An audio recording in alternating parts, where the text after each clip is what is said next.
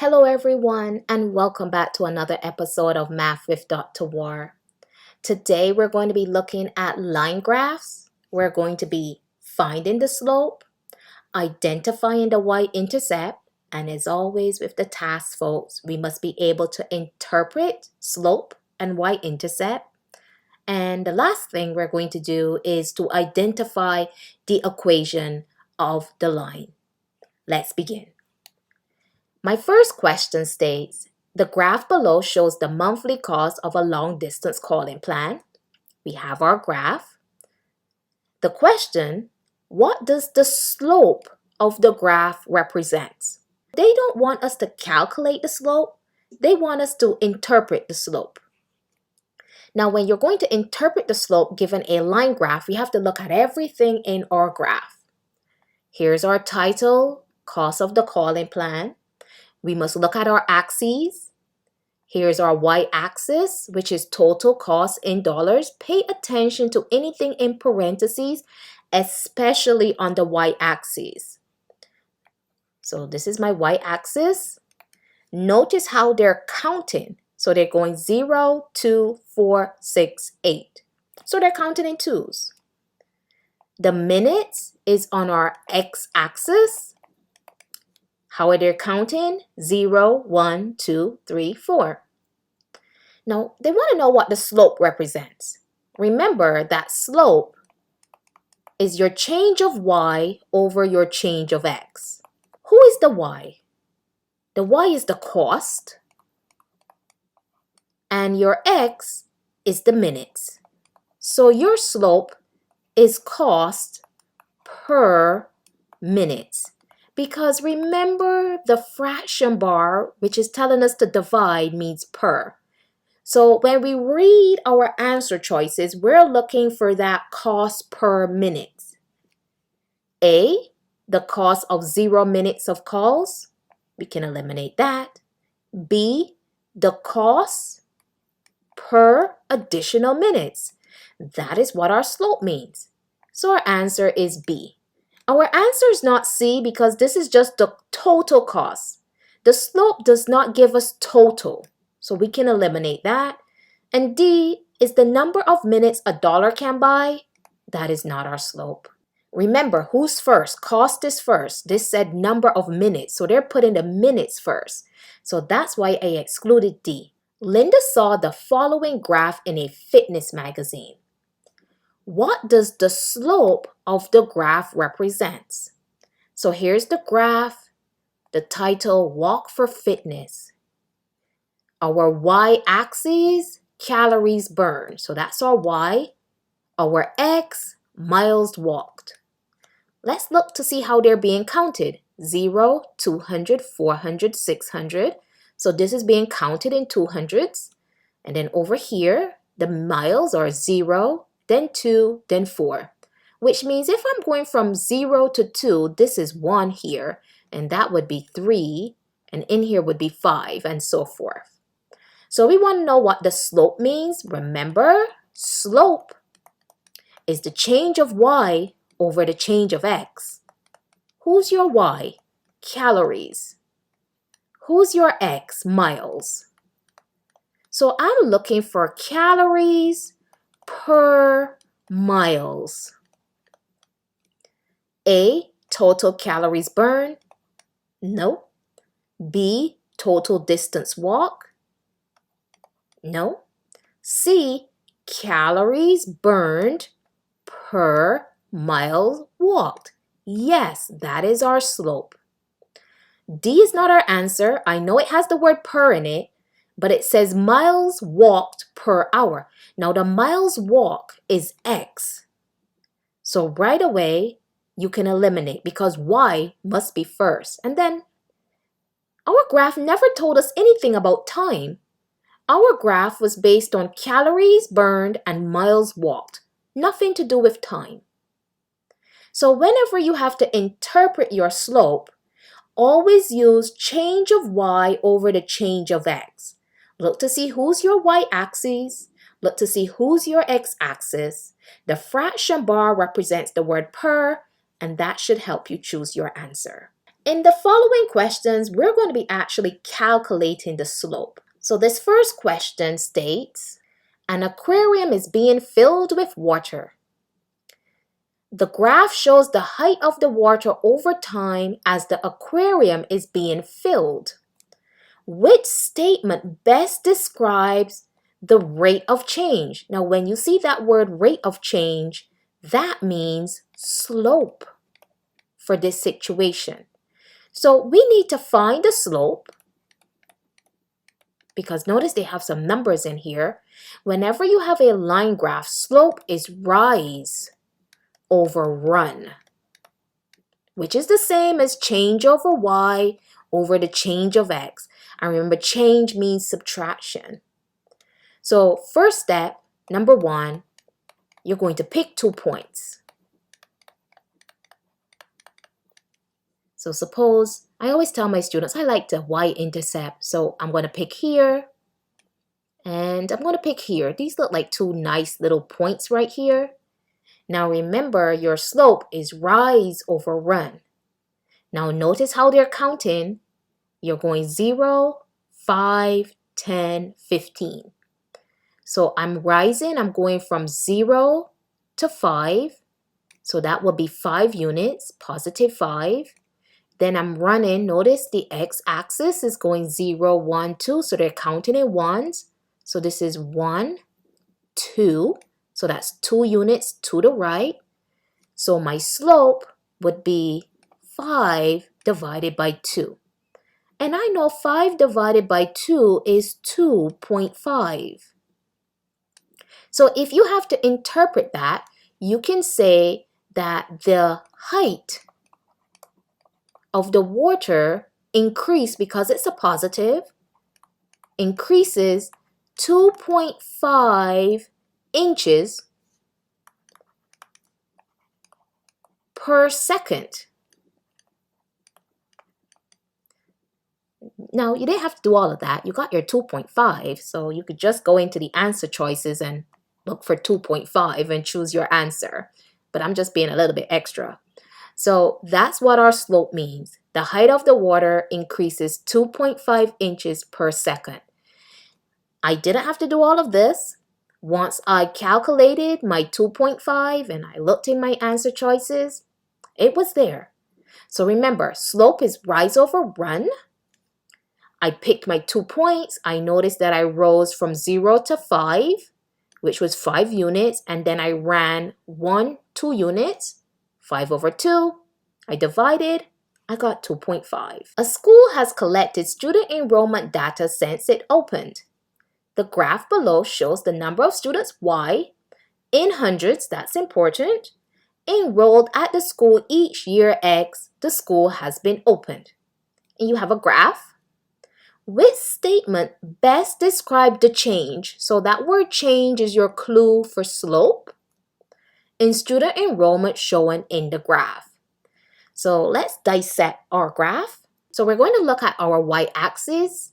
It says number of students, but in parentheses it says hundreds, which means this 2 means 200.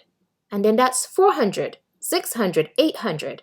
So you see why it's important to actually look at your axes and how they're defined. And then here's the year. No, it starts from 0 and goes to 2, which means this is 1 here, which means that would be 3, and that would be 5, and so forth. Now, because I need to find the slope, which means rise over run, I'm going to pick 2 good points, and I always like to start from my y-intercept. I tell my students, always start here, make your life so much easier.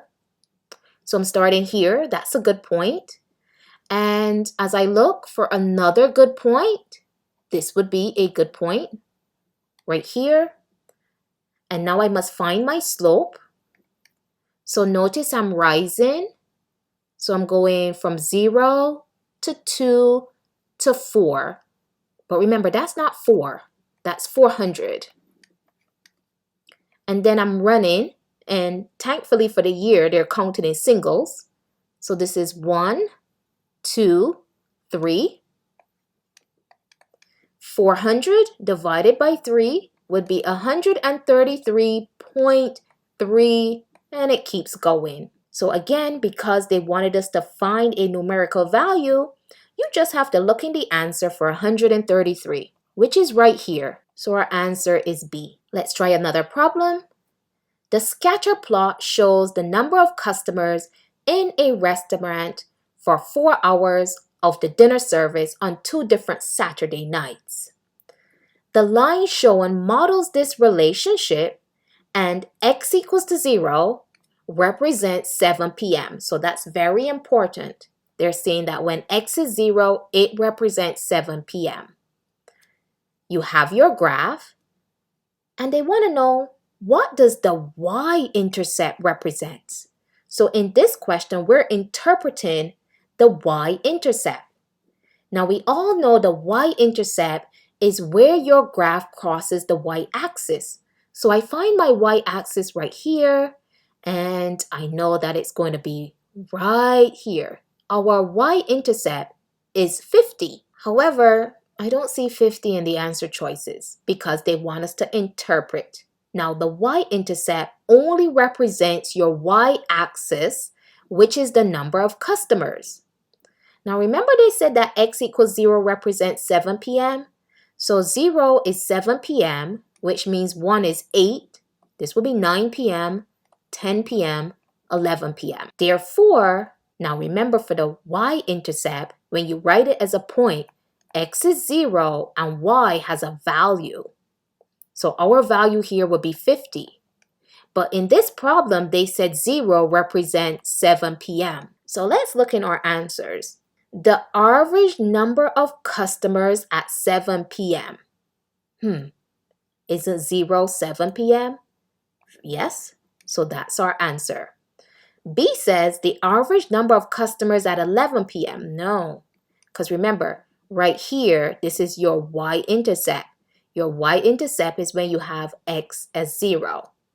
C says the average change. Now, when you see that word change, you know it means slope. So we're going to disregard. And then they said change again here. So disregard. So your answer is A.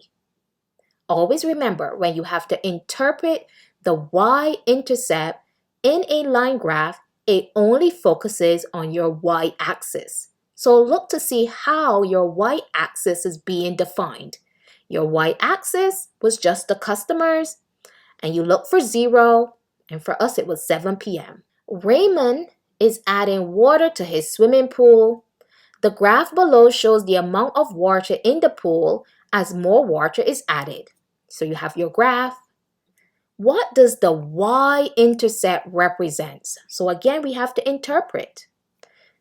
So remember, the y-intercept only deals with the y-axis, which is water in gallons.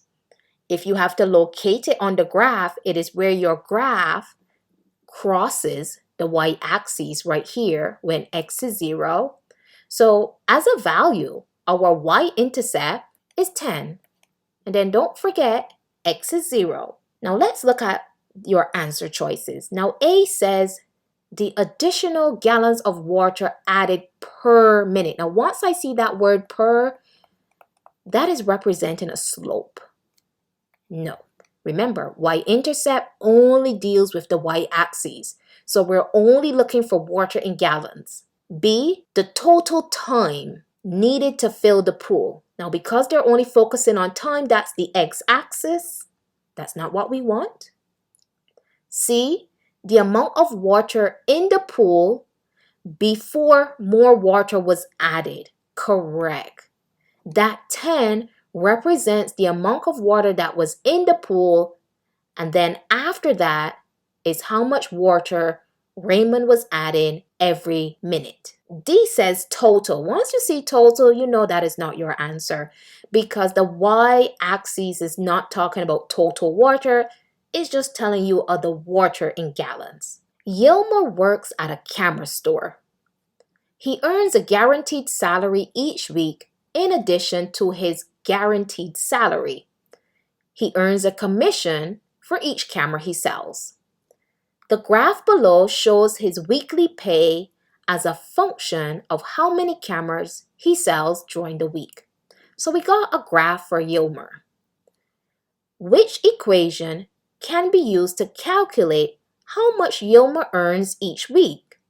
Let P represents his weekly pay, and let C represents the number of cameras he sells. Identifying your equation of your line is very simple. And these are the rules that I follow. Number 1, I identify my Y-intercept. That's the first thing I do.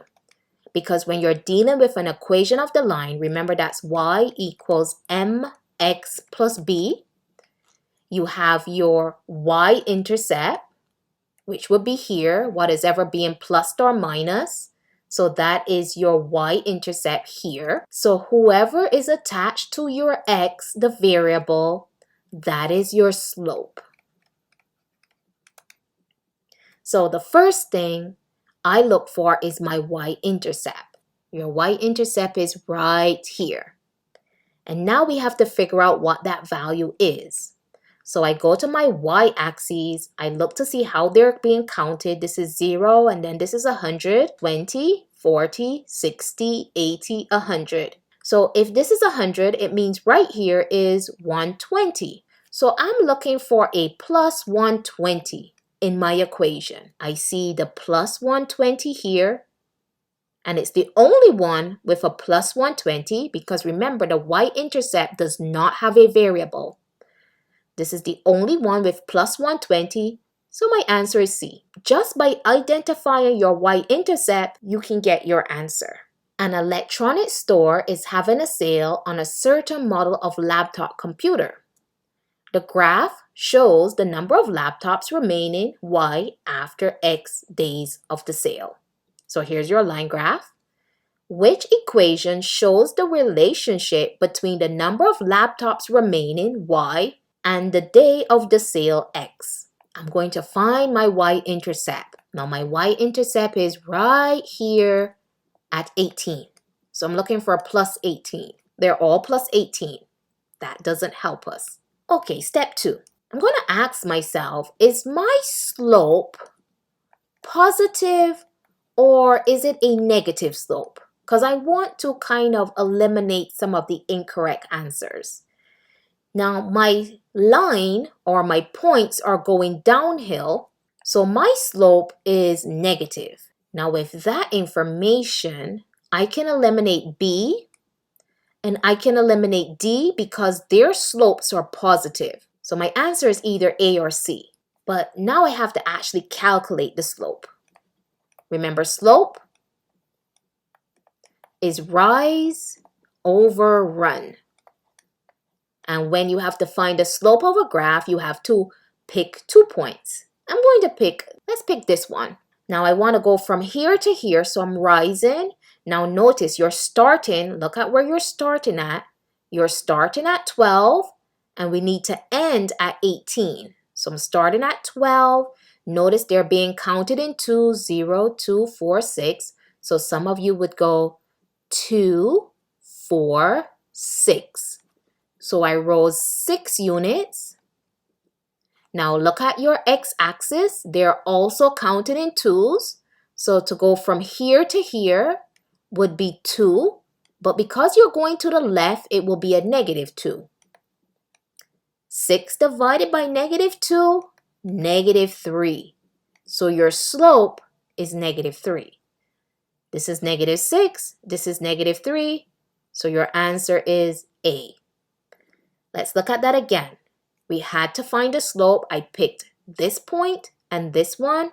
Now, if you don't want to do the counting, I know there's some students who go, okay, I'm starting at 12 and I'm going to 18 and they subtract. Because remember, the slope is the change and we're always subtracting from the slope. 18 minus 12 is 6. Same thing here. For the x, you're starting at 2 and you're going to 0. When you subtract 0 minus 2, don't you get negative 2?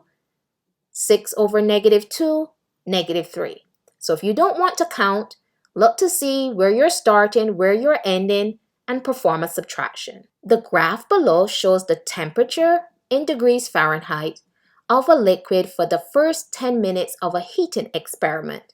So you have your graph. Based on the graph, which expression could be used to calculate the temperature of the liquid after m minutes? So remember, what do I always start with? My y-intercept. It's right here at 40, and it's a positive, so it's positive 40. So I'm looking in, okay, that's a positive 40, negative 40. Let's eliminate.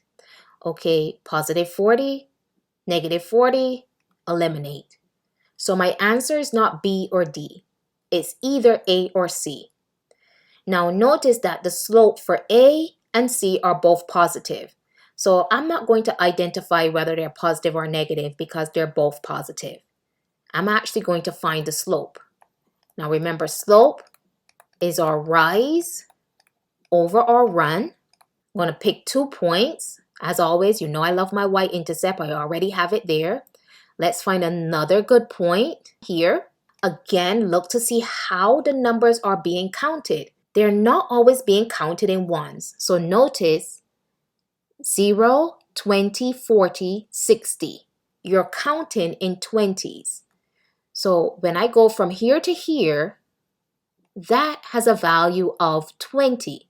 Again, if you didn't know that, you're starting at 40, you're ending at 60. When you subtract, you get 20. So there's my 20. Let's look at our run. Now, the running is pretty easy. They're counting in single digits, 0, 1, 2, 3, 4. So that's fine. So you're going 1, 2, 3, 4. And 20 divided by 4 is 5.